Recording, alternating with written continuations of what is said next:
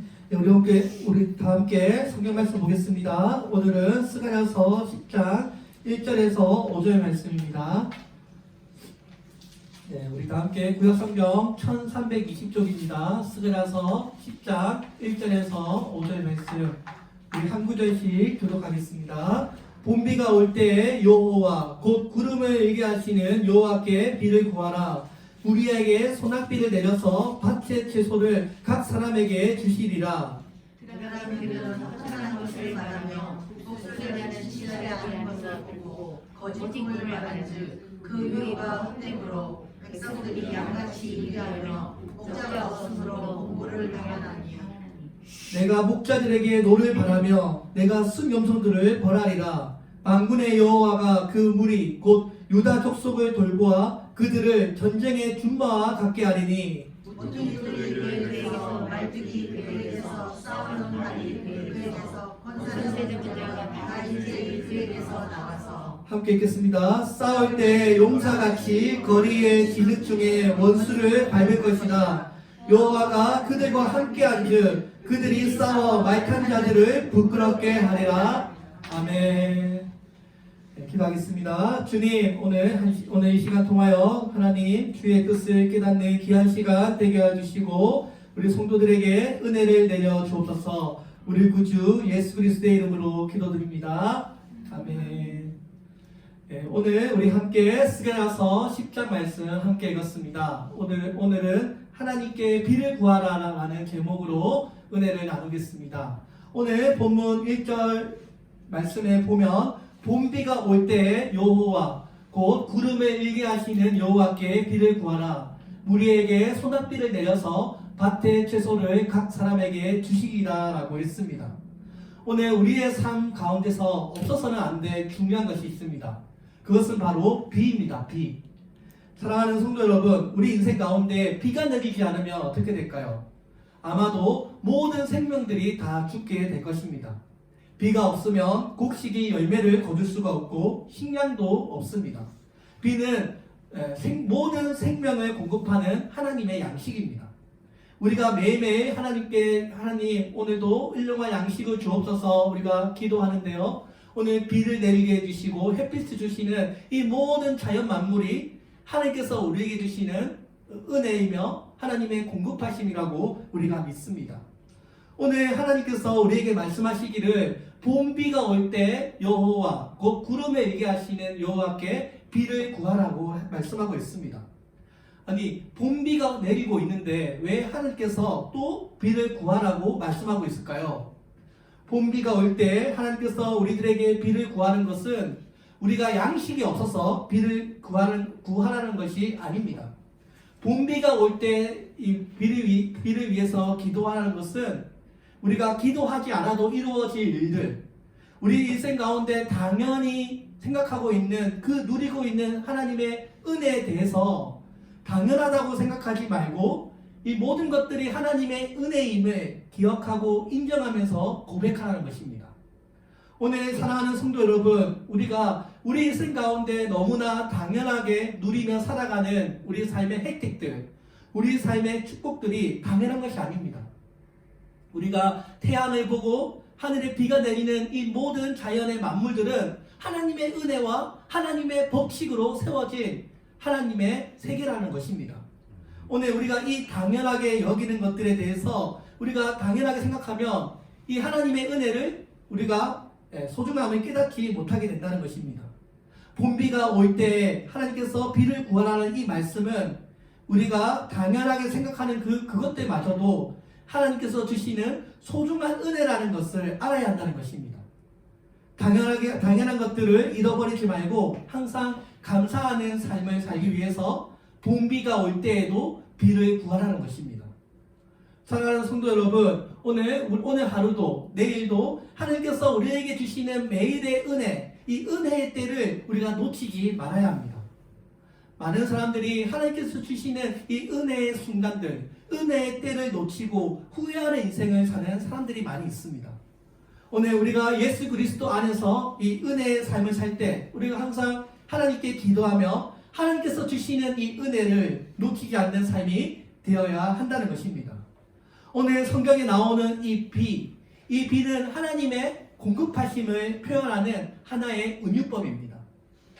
풍성한 수확과 또 결실을 거두기 위해서는 반드시 비가 필요하며, 이 비가 내리는 것은 우리 인간의 노력으로 되지 않는 하나님의 주권의 영역이라는 것입니다.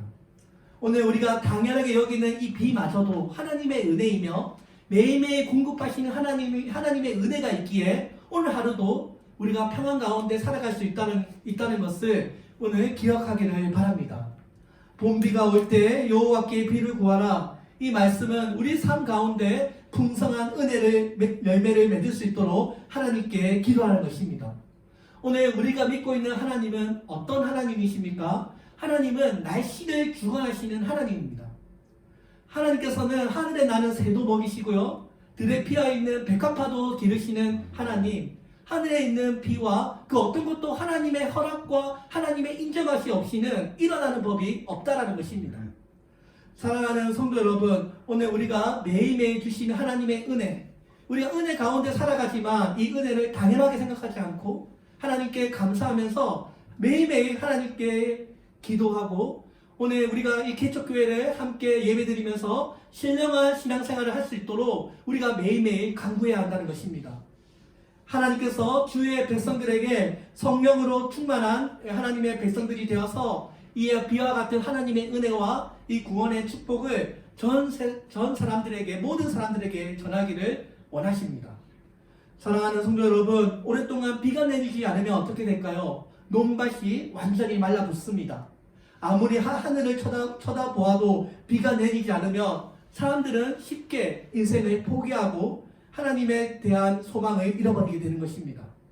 오늘 우리의 인생 가운데 힘들고 어려운 일이 우리를 찾아올 때 사람을 의지하지 말고 하늘에 비를 내리시는, 모든 인생의 주권자 되시는 하나님의 얼굴을 구하고 은혜를 구하라는 것입니다. 오늘 하나님께서 이 비를 구하면 어떻게 한다고 말씀하십니까? 비를 구하면 소낙비를 내려주겠다는 것입니다. 하나님이 주시는 은혜는 우리가 구하는 것보다 더 크고 더 풍성한 열매로 우리에게 응답해 주시겠다는 것입니다. 사랑하는 성도 여러분, 이 비와 관련된 구약의 선지자가 있습니다. 바로 구약의 엘리야 선지자입니다. 엘리야 선지자. 이 엘리야 선지자는 구약에서 모세와 같이 놀라운 하나님의 기적을 일으켰던 하나님의 선지자입니다. 야고보서 5장 17절 18절에서 이 엘리야에 대해서 말씀합니다.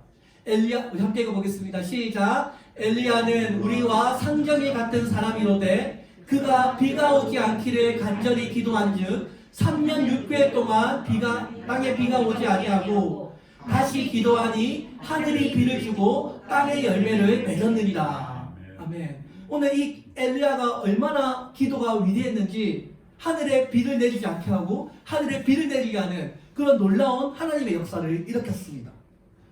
오늘 이스라엘 백성들은 이 당시에 바알신이 비를 내리게 한다고 믿었습니다. 백성들이 한번 잘 살아보겠다고 하나님을 등지고 가나안의 신에 몸을 기대어 가나안 신에게 농사 잘 짓게 해주세요, 자녀들 잘 되게 해주세요, 아이 많이 낳게 해주세요, 비를 내리게 해주세요라고 바알 신에게 절을 하고 기도했던 것입니다. 그때 엘리야라고 하는 위대한 하나님의 선지자가 나타나서 너희가 기도하는 그 바알 신은 가짜 신이고 진짜 신은 바로 여호와 하나님, 아브라함, 이삭, 야곱, 우리가 믿어왔던 너희 손자들의 하나님은 바로 여호와 하나님이시고 이 하나님이 비를 주관하시는 분이심을 가르쳐주기 위하여 엘리야가 기도하자 3년 반 동안 비를 주지 않고 땅에 가뭄이 임했습니다. 정말 엘리야의 예언대로 땅에 비가 내리지 않았고요, 그 결과 많은 사람들이 굶게 되었습니다. 이 엘리야 선지자는 이스라엘을 괴롭혔던 그 아합과 이세벨과 그 바알의 선지자 450명과 영적인 대결을 통해서 누가 진짜 하나님인지 한번 대결해보자. 바알 신이 진짜 하나님인지 아니면 우리가 믿고 있는 여호와가 진짜 하나님인지 우리가 한번 대결해보자라고 하며 3년 반 동안 비를 내리지 않게 하고, 또 엘리야가 기도하자 그제서야 비가 억수같이 내리기 시작했습니다. 오늘 엘리야가 왜 이렇게 구약의 위대한 선지자라고 불리게 되었을까요? 타고날 때부터 뛰어난 능력의 소유자였습니까? 아닙니다. 오늘 성경에 보면 엘리야는 우리와 상정이 같다라고 했습니다. 이 말씀은 엘리야도 우리와 같이 연약한 인생이었다는 것입니다. 우리처럼 실수와 허물이 많았다는 것입니다. 성경에 어떤 사람도 어떤 인물에 대해서 특별함을 강조하지 않습니다. 노아도, 아브라함도, 요셉도, 모세도, 다윗도, 바울도 우리가 믿고 따르는 성령의 인물들이 그 능력이 출중해서 하나님의 기적을 일으키고 하나님께서 그들에게 특별한 뭔가를 주셔서 이들이 하나님 앞에 놀라운 일을 행했다는 것이 아니라는 것입니다. 이들 모두가 다 우리와 같이 연약한 존재들이었다는 것입니다. 우리와 같이 좌절했고 우리와 같이 낙심했었습니다. 엘리야의 능력이 그냥 하늘에서 뚝 떨어진 것이 아니고 엘리야가 특별했던 이유는 바로 엘리야의 기도였습니다. 엘리야가 그냥 기도했던 것이 아니라 땅에 무릎을 꿇고 고개를 푹 숙이고 혼신의 힘을 다하여 하나님께 기도했기 때문에 하늘에서 비가 내리기 시작했던 것입니다. 사랑하는 성도 여러분, 엘리야는 간절히 기도하자 하나님의 하늘의 능력을 끌어당겼습니다. 땅에 엎드려 얼굴을 무릎 사이에 놓고 하나님 앞에 기도하자 그제서야 하나님의 기도가 응답되기 시작했습니다. 3년 반이라는 긴 세월의 가뭄 동안 그와 그의 백성들이 많은 고난을 당했지만 엘리야는 그의 백성들을 생각했습니다. 비가 내리지 않는 이 3년 반의 기간을 통하여 하나님께서 무엇을 말씀하셨던 것입니까? 너희가 정말 믿고 따라야 하시는 바의 신이 아니라 모든 세상을 주관하시는 날씨의 주관자는 바로 여호와 하나님이시라는 것을 이 엘리야의 기적을 통해서 보여주었던 것입니다. 사랑하는 성도 여러분, 오늘 하나님께서 오늘 이 스가랴서에서도 우리에게 그때처럼 비를 구하라는 것입니다. 봄비를 구하였더니 더 큰 소낙비를 내려주었다는 것입니다.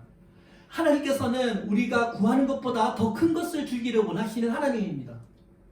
사랑하는 성도 여러분, 너희가 하나님께 기도하고 간구하며 더 큰 은혜를 너에게 주겠다는 것입니다.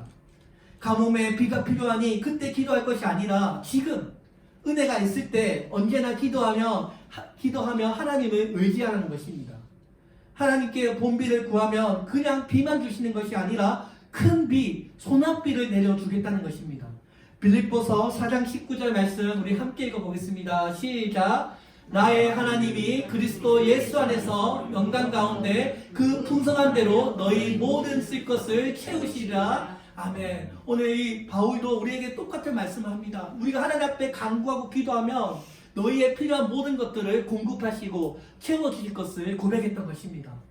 사랑하는 성도 여러분, 오늘 우리가 믿고 있는 하나님은 어떤 하나님이십니까? 엘리야가 믿었던 그 하나님, 하늘에 비를 간구하며 큰 소낙비를 내려주시는 그 하나님을 우리가 믿고 있습니다. 사랑하는 성도 여러분, 오늘 우리가 믿고 있는 하나님은 우리가 구하는 것보다 더 크게, 더 풍성하게 내려주시는 하나님입니다.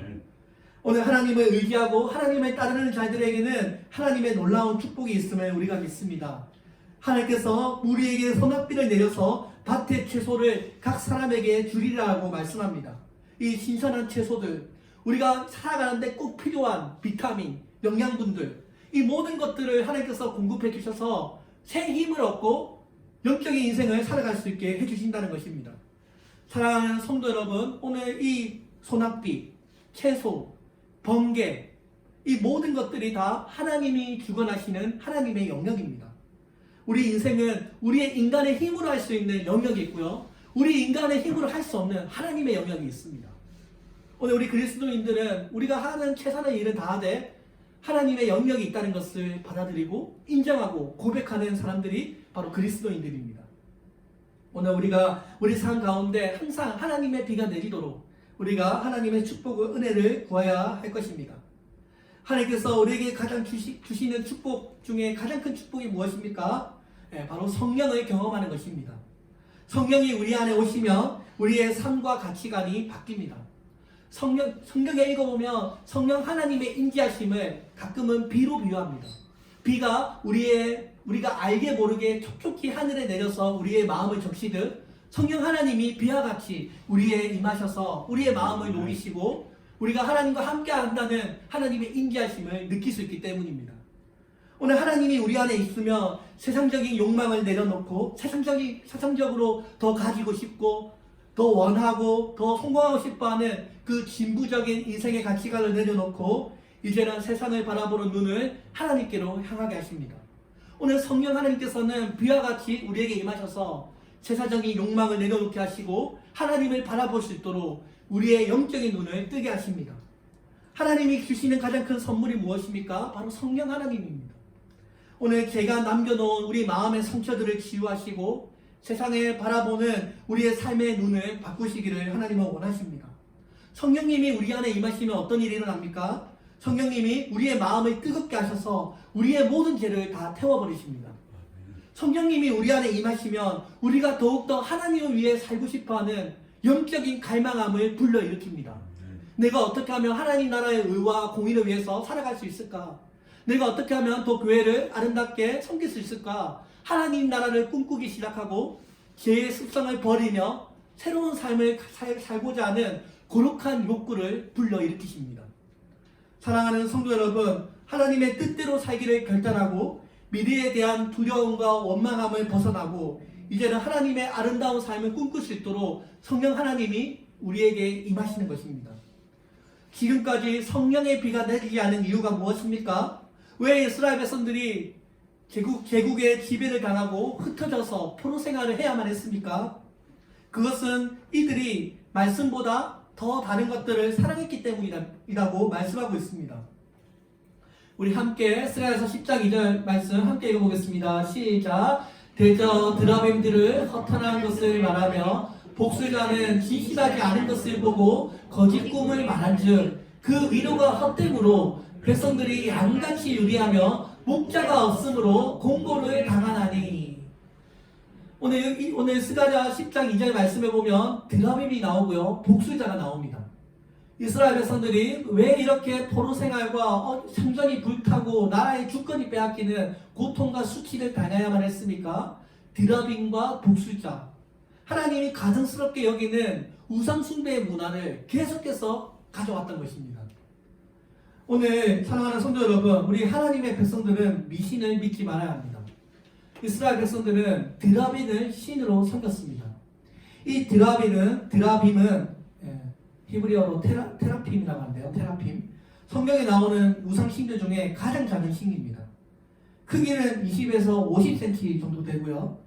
너무나 작기 때문에 쉽게 숨길 수 있는 우상이었습니다. 오늘날 부적처럼 주머니에 넣어서 들고 다니는 그런 우상이었습니다. 성경에 읽어보면 야곱의 부인이었던 라헬이 이 드라빔을 훔쳐서 낙타 안장에 숨겨놓는 장면이 나오는데요. 그때 드라빔이 바로 이 드라빔입니다. 그때부터 지금까지 집에 모셔다 놓고 가정의 수호신으로 여기며 비를 위해 기도하고 가정을 지켜달라고 기도하고 가정의 중요한 중대사를 결정할 때 드라빔에게 기도하며 뜻을 구했던 것입니다. 복술자는 어떻습니까? 이 복술자는 점을 치는 사람입니다. 이 복술자는 돈을 받아서 거짓말로 예언하는 사람입니다. 드라빔, 점술자 전부가 다 하나님이 주신 거룩한 방법이 아니라 우상적인 방법으로 인생을 살아왔던 것입니다. 이스라엘 백성들이 드라빔을 집안의 수호신으로 여기고 인생의 중요한 문제를 결정할 때 하나님께 기도하지 않고 점집에 찾아가서 돈을 주고 인생에 대해서 말씀해 주세요라고 거짓 예언을 들으면서 하나님 말씀보다 이런 우상 숭배적인 문화를 더 가까이 했던 것입니다. 오늘 구약의 선지자들은 이 이스라엘 백성들이 이렇게 잘못 걸어왔던 잘못된 신앙의 길에 대해서 말씀하고 있습니다. 하나님을 가장 사랑한다고 가장 자부했던 이 믿음의 공동체에서 이러한 일들이 일어났던 것입니다. 이 이스라엘 백성들이 처음에는 하나님께 감동을 받고 하나님의 말씀으로 우리가 한번 잘 살아보자라고 믿음의 공동체로 출범했지만 그들이 가면 갈수록 선지자들을 핍박하고 하나님의 말씀을 등 돌리고 그냥 형식주의, 그냥 예배드리면 하나님이 다 용서해 주겠지라고 하는 잘못된 신앙관을 통해서 이스라엘의 이 종교가 점점 타락하고 부패하게 되었던 것입니다. 오늘 선지자는 이런 하나님의 본질, 교회의 본질, 이 사명의 본질을 놓쳐버리고 우상 숭배적인 문화에 빠져있고 그냥 기계적인 이런 예배만 드리고 있는 이 이스라엘 백성들을 향하여 그러한 종교 생활이 하나님께 대한 모욕이라고 말씀하는 것입니다. 오늘 진짜 선지자의 사명이 얼마나 중요합니까? 선지자들은 하나님의 뜻을 백성들에게 전하기 위하여 목숨을 걸고 왕에게 하나님의 말씀을 전했습니다. 왕들이 싫어하는 말들도 하나님이 시키시면 해야만 했고요. 왕들이 이 선지자를 싫어하는 경우에는 죽음을 당하기도 했습니다. 우리가 잘 알고 있는 이사야 선지자 아시죠? 이 이사야 선지자의 이 전통에 따르면 이사야 선지자는 톱나무에 숨었다가 톱나무가 베이면서 같이 참수를 당했다고 전해지고 있습니다. 왕이 싫어하는 말을 왕실에서 활동했던 이 이사야 선지자, 왕의 눈밖에 나자 이런 하나님 앞에 이런 선지자들을 처형하며 응징했던 것입니다. 세상적인 그런 권력 앞에서 선지자들의 목숨은 팔의 목숨과도 같았던 것입니다. 그럼에도 불구하고 참된 하나님의 종들은 부패한 왕과 권력 앞에서 하나님의 심판을 선언하고 끝까지 하나님의 길을 걸어갔던 것입니다. 종교와 사회가 부패할 때 그 잘못은 누구보다도 종교 지도자의 책임입니다. 선지자의 눈에 비친 이 세상, 이스라엘 백성들은 무엇보다도 죄악에 만연한 그런 모습을 가지고 있었습니다. 지도자들이 자신의 권력을 남용해서 살인을 자행하고 불법을 행하고 하나님의 성물을 없이 여기며 이스라엘 백성들이 멸망의 길로 나아갈 때 이스라엘 선지자들은 왕들 앞에 서서 하나님의 분노를 쏟아냈던 것입니다. 그 대표적인 인물이 바로 예레미야입니다. 예레미야. 이 예레미야 선지자의 별명은 눈물의 선지자입니다. 눈물의 선지자. 이 예레미야 선지자가 하나님께 받은 예언, 신탁은 유다는 앞으로 망할 것이고 바벨론으로 끌어가게 될 것이니 그냥 항복하라는 것입니다. 여러분, 여러분 나라 백성, 유다 백성들한테 우리가 앞으로 나라가 망하게 될 것이니 그냥 바벨론으로 끌려갑시다. 이 예언을 전한다는 것이 얼마나 어려운 일인지 아십니까? 그냥 백성들이 듣기 좋아하는 율법을 강론하고 그냥 착하게 사십시오.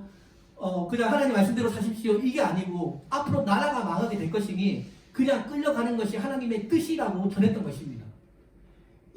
누구보다도 유다를 사랑했던 이 예레미야. 그리고 앞으로 이 예레미야가 이 예루살렘 성전이 바벨론에 멸망되게 될 것이고 포로의 길로 끌려가게 될 것임을 알았던 이 예레미야는 눈물을 흘리며 편지를 씁니다. 그것이 바로 예레미야서와 예레미야 애가서입니다. 이 예레미야 선지자는 구약의 그 어떤 선지자들보다 어려운 말씀을 맡았는데요. 그것은 앞으로 나라가 망하게 될 것이니 그냥 항복하고 끌려가라는 것입니다. 오늘 이 눈물의 선지자, 이 예레미야 선지자가 활동했던 그 당시에 예레미야 선지자 한 명만 있었던 것이 아닙니다. 이 예레미야 선지자 시대에는 하나님의 이름을 팔며 마치 자기가 하나님처럼 하나님이 보내신 사람인처럼 또 받드는 자들이 엄청나게 많았습니다. 지금 그 대표적인 인물이 하나냐라고 하는 사람이 있는데요. 이 하나냐라고 하는 선지자가 하나님 앞에 앞으로 바벨론은 하나님의 멍에를 꺾으시고 하나님께서 유다를 지켜줄 것이라고 하는 예레미야와 정반대의 설교를 합니다. 오늘 한 사람은 앞으로 나라가 망하게 될 것이고 한 사람은 나라가 지켜질 것이다. 이 두 사람의 예언이 있는데요. 백성들은 누구의 말을 따를까요? 하나냐의 말을 따릅니다.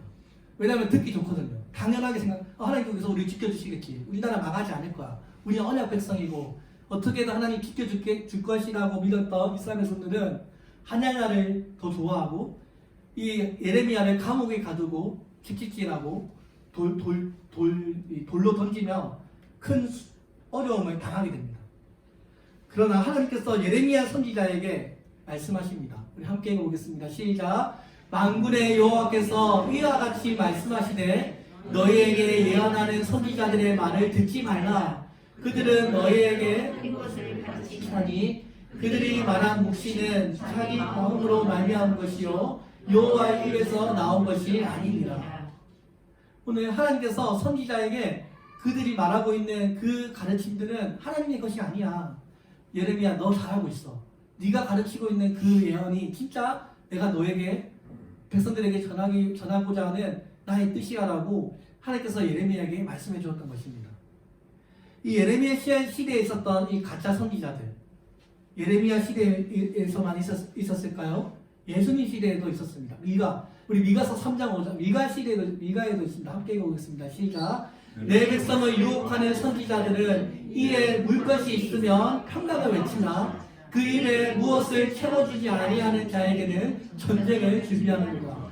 돈을 주고 음식을 주고 뭔가를 주면 평안을 예언하고 입에 물것을 주지 않으면 전쟁을 외치는 이런 거짓 선지자가 이사야 시대, 미가 시대, 예레미야 시대에 많이 있었던 것입니다.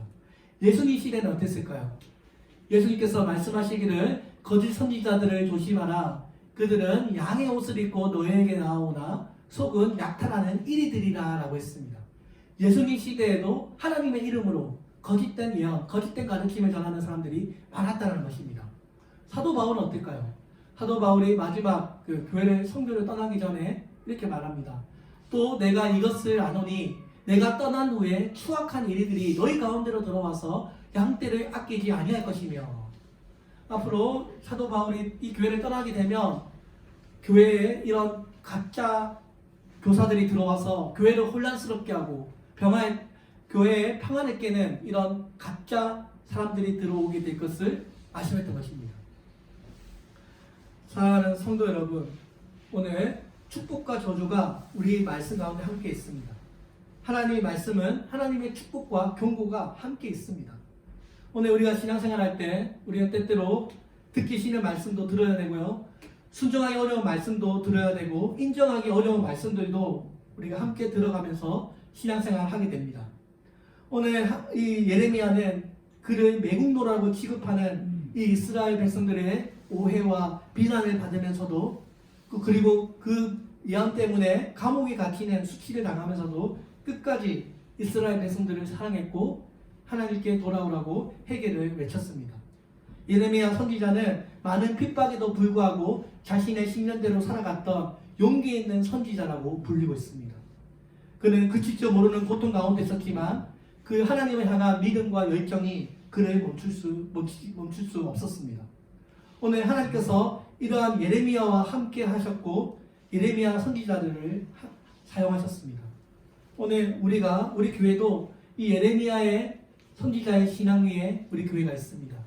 오늘 우리 교회도 바른 신앙으로 가르쳐 하나님 보시기에 신실한 그런 교회가 되기를 바랍니다.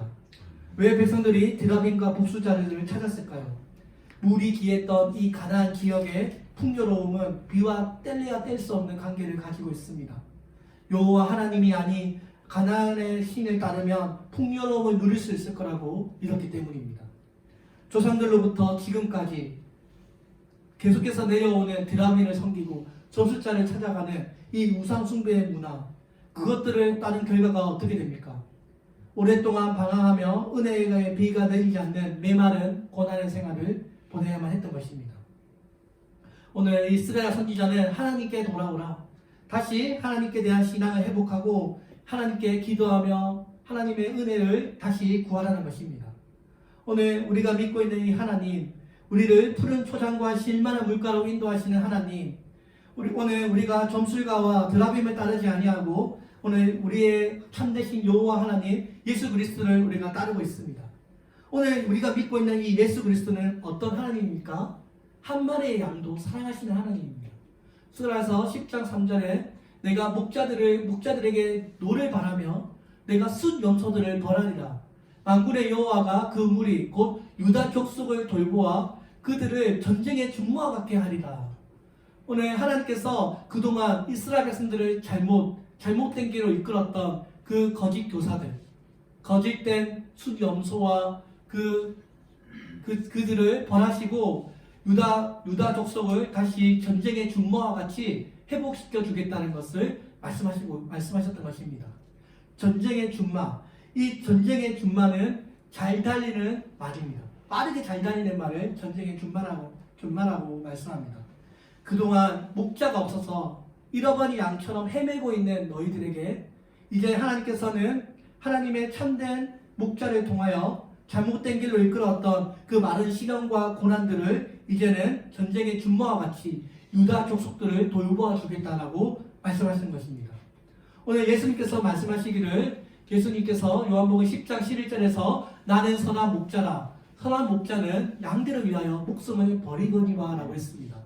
오늘 스라엘에서 말하고 있는 이 참된 목자, 그동안 잘못된 길을 걸어왔던 이스라엘 백성들이 회개하고 너희들에게 유다 족속을 회복시켜 주시고 참된 목자를 보내주시겠다는 이 말씀은 신약에 예수 그리스도를 예표하고 있습니다. 오늘 예수님께서는 어떻습니까? 마태복음 16장 26절에서 사람이 만일 온 천하를 얻고도 제 목숨을 잃으면 무엇이 유익하리요? 사람이 무엇을 주고 제 목숨을 바꾸겠느냐라고 했습니다. 예수님께서는 한 마리의 양을 천하보다 귀하게 여기신다는 것입니다. 오늘 사랑하는 성도 여러분, 하나님 나라에서는 한 영혼이 천하보다 귀합니다. 제국주의에서의 한 영혼은 그냥 노동력, 노예에 불과하지만 하나님 나라에서의 한 영혼은 하나님의 가족과도 같습니다. 하나님과 언약이 맺어질 때 하나님께서 기억나시나요? 우리 지난주에 카라트라고 하는 언약, 칼로 자르다 피를 흘리면서 하나님과 우리 백성이 피로 맺어진 하나님의 혈연관계 안에 우리가 들어왔던 것처럼 하나님께서는 한 사람의 영혼을 천하보다 귀하게 여기신다는 것입니다. 오늘 사랑하는 성도 여러분, 예수님의 제자들은 이런 양 한 마리에 대한 그 사랑하는 마음이 제자들에게는 없습니다. 오직 예수님께서 하나님께서는 한 영혼이 하나님을 떠나거나 한 영혼이 교회를 떠나는 일에 대해서 그 누구보다도 안타까워하시며 애통해하십니다. 어둠의 늪에 헤매이며 길 잃어버린 그 양, 예수님께서는 그 양 한 마리를 얼마나 소중히 여기시는지 그 한 마리의 양을 찾으러 나섭니다. 우리 함께 마태복음 18장 12절 14절 말씀 함께 읽겠습니다. 시작. 너희 생각에는 어떠하냐? 만일 어떤 사람이 양 100마리가 있는데 그 중에 하나가 길을 잃어버렸으며 그 99마리를 산에 두고 가서 길을 잃어버린 양을 찾지 않겠느냐? 진실로 너희에게 이르노니 만일 찾으면 길을 잃지 아니한 99마리보다 이것을 더 기뻐하니라. 이와 같이 이 작은 자 중에 하나라도 있는 것은 하늘에 계신 너희 아버지의 뜻이 아니리라. 아멘. 사랑하는 성도 여러분, 예수님은 한 마리 양을 잃어버린 그 양을 찾으러 나섭니다. 한 마리 양이 천하보다 귀하고 하늘에 있는 하나님이 한 마리 양을 찾는 것을 누구보다 기뻐하신다는 것입니다. 오늘 이곳에 우리가 한 14명 정도 모여있는데요, 우리가 오늘 예수님의 이 마음으로 여기서 한 명도 천국 가는 길에 탈락이 없었으면 좋겠습니다. 한 명도 우리 바깥에 나가서 방황하며 유리하는 그런 양떼가 되지 않기를 기도합니다. 오늘 사랑하는 성도 여러분, 오늘 이 유다 족속이 회복되게 될 것이고 그 누구보다 양을 사랑하는 하나님의 뜻이 담겨져 있습니다. 양이 잃어버린 양을 찾아 온전함에 이르는 것이 하나님의 뜻입니다. 예수님은 앞으로 이 양에게 닥쳐올 여러 가지 고난들을 너무나 잘 알기에 양을 찾아 나섰던 것입니다. 인생의 방황길목에 서 있는 수많은 인생들이 목자의 음성을 듣고 다시 교회로, 다시 하나님께로 돌아오기를 바랍니다. 오늘 잃은 양을 다시 찾기 위하여 열심을 다하는 교회, 그런 교회가 살아있는 교회고 그런 교회가 정성적인 교회고 하나님의 나라인 것입니다. 하나님께서 오늘 거짓 선지자를 통하여 그들을 심판하시고 유다 족속을 회복하게 될 것을 말씀하고 있습니다. 선과 악을 감찰하시는 하나님, 그 하나님께서 거짓된 교사들을 심판하시되 하나님의 양떼들을 돌보기를 원하십니다. 오늘 하나님께서는 하나님의 양떼들을 전쟁의 준모와 같이 하겠다고 말씀하고 있습니다. 이 양떼들은 유다 족속을 말합니다. 유다 족속. 이 유다 족속은 유다 지파, 예수님이 유다 지파에서 나왔습니다. 앞으로 오실 예수 그리스도의 백성들을 회복시켜 줄 것을 말씀하는 것입니다. 예수님과 예수님을 따르는 자들을 전쟁의 준마와 같이 하나님께서 일으켜 세워주겠다는 것을 말씀하고 있습니다. 오늘 하나님의 양떼들이 하나님의 돌보심을 받고 전쟁터에 임하는 그런 영광스러운 준마가 되어 그 누구보다도 빠르게 하나님 나라를 향해 달려갈 것입니다. 사랑하는 성도 여러분, 오늘 준마는 자기가 어디를 갈지를 아는 그런 목표의식이 분명한 말입니다. 그동안 유다 백성들은 하나님의 말씀을 업신여겨서 제국주의, 노예의 길을 걸어왔습니다. 세상적인 삶에 영혼을 빼앗긴 그런 삶을 살아왔습니다. 그러나 이제 하나님께서 하나님의 은혜를 구하면 너희가 인생의 목적을 깨닫고 전쟁의 준마처럼 올바른 길로 달리기 시작할 것을 말씀하고 있습니다. 오늘 4절 5절에서 하나님께서 유다의 회복되는 모습을 말씀하고 있습니다. 우리 함께 읽겠습니다. 시작. 모퉁이 돌이 그에게서, 말뚝이 그에게서, 싸우는 활이 그에게서, 건세 잡은 자가 다 일제히 그에게 나와서 싸울 때 용사같이 거리와 기능 중에 원수를 밟을 것이다. 여호와가 그들과 함께한즉 그들이 싸워 말탄 자들을 부끄럽게 하리라. 아멘. 오늘 하나님께서 모두가 다 일제히 일어나 적에게 화살을 날리며 말을 추격하고 그 원수들을 진흙에 쳐박고 다시는 일어나지 못하도록 하나님께서 심판하실 것을 보여주고 있습니다. 오늘 여기에 나오는 모퉁이돌, 말뚝, 건세 잡은 자, 이런 모든 표현들이 큰 힘을 가진 지도자, 이스라엘을 이끌어 나갈 새로운 지도자를 예표하고 있습니다. 유다 족속을 돌보겠다고 했으니 이 말씀은 분명히 앞으로 오실 유다 지파의 메시아 예수 그리스도를 예언하고 있는 것입니다. 왜냐하면 예수님이 유다 지파이기 때문입니다. 모퉁이 돌, 말뚝, 싸우는 활, 준마, 이 모두가 다 예수님을 표현하고 있는 것입니다.